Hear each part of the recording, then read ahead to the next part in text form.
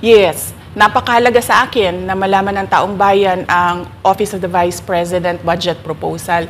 Kaya nga, bago kami pumunta sa Senate, bago kami pumunta sa House, ay pinublish namin yung budget proposal namin sa aming website, sa Office of the Vice President, sa social media platforms namin. Ginawa namin siyang madaling intindihin ng taong bayan kung saan papunta yung budget proposal ng Office of the Vice President.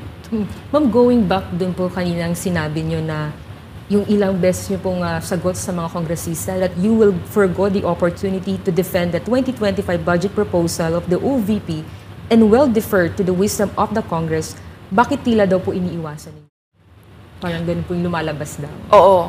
Kasi sinasabi ko pa ulit-ulit yon na sinasabit namin sa Congress ang budget ng Office of the Vice President at iniiwan namin sa Kongreso ang desisyon kung ano ang gagawin nila para sa Office of the Vice President. Kaya fino-forgo na namin yung question and answer. Unang-una dahil nakikita namin na ginagamit siya ng ibang mga miyembro, iilan na mga miyembro ng Kongreso para umatake sa akin dahil hindi kami magkasama sa politika. At pangalawa, kasi ang budget ng Pilipinas ay hawak lang ng 2 tao. Magandang araw po, Madam Vice President. Una sa lahat, nagpapasalamat po kami sa pagkakataon na binigyan niyo po sa amin at makapagtanong po sa inyo. Pero bago po ang lahat, ma'am, ano po ba ang dahilan at nabigyan niyo po kami ng pagkakataon na magpaunlak po kayo ng interview? Maraming salamat sa pagkakataon na ibinigay sa akin ngayong araw na ito.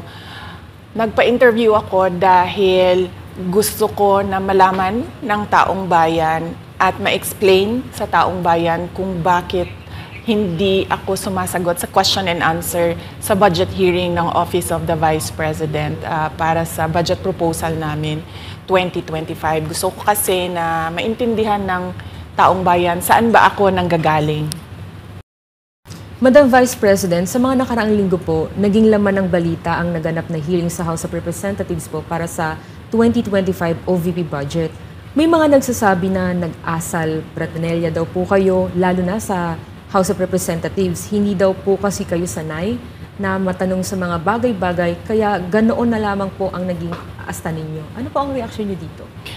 Sanay ako na sumagot sa mga tanong ng mga bagay-bagay. Kaya nga, di ba, nagbibigay ako ng mga interview, kahit hindi siya arranged na interview, mga ambush interview ng media kung saan nakukuha nila yung mga katanungan ng taong bayan. Sanay ako sa ganyan. At alam ng taong bayan na hindi ako bratinela o spoiled brat dahil kilala nila ako simula nung ako ay nasa Davao pa, simula nung ako ay mayor pa, hanggang naging vice president ako. Kilala ako ng taong bayan na hindi ko inaabuso ang aking power at ang aking authority sa lahat ng mga opisina na nahawakan ko. Testigo ko ang buong bayan na hindi ako isang spoiled brat. In fact, nung ako ay lumalaki, hindi naman, ang mga kaibigan ko, hindi naman sila galing sa political na pamilya, sa mga mayayaman na pamilya, sa mga powerful na pamilya. Sila ay mga ordinaryong tao lamang at yun ang kinalakihan ko. Isang ordinaryong environment ng isang ordinaryong citizen ng ating bayan. Sa palagay ko, hindi lang sanay ang iilan na mga miyembro ng House of Representatives na hindi nila makuha yung gusto nila at gusto nilang marinig na sagot. At hindi sanay yung mga iilan na mga representatives natin na sinasagot sila sa kanilang mga patutsada. Kaya sa tingin ko, isa din itong parang atake din nila na parang, oh, bratinela yan. Kahit na sumagot naman ako, hindi nga lang sa gusto nila. Kaugnay dyan, Madam Vice President, dito sa budget hearing, naniniwala po ba kayo na may kapangyarihan talaga ang Kongreso na busisiin ang budget po ng bawat ahensya ng gobyerno? Siyempre, oo. Nakalagay yan sa ating saligang batas. na ang Kongreso natin ang merong power of the purse. Kaya nga, di ba, merong mga budget hearings at merong pagpasa ng budget mula sa House of Representatives at sa Senado natin, sa Kongreso natin.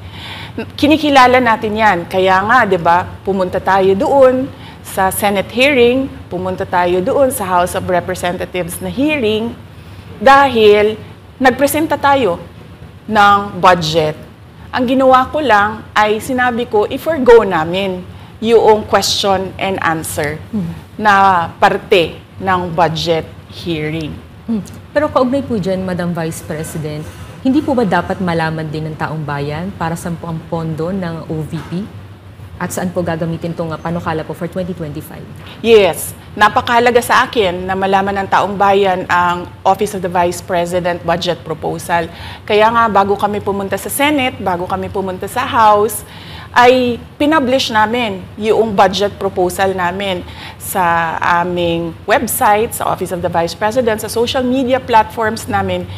Ginawa namin siyang madaling intindihin ng taong bayan kung saan papunta yung budget proposal ng Office of the Vice President. Ma'am, going back dun po kaninang sinabi nyo na yung ilang beses nyo pong sagot sa mga kongresista that you will forgo the opportunity to defend the 2025 budget proposal of the OVP and will defer to the wisdom of the Congress, bakit tila daw po iniiwasan ninyo? Parang ganun po yung lumalabas daw. Oo.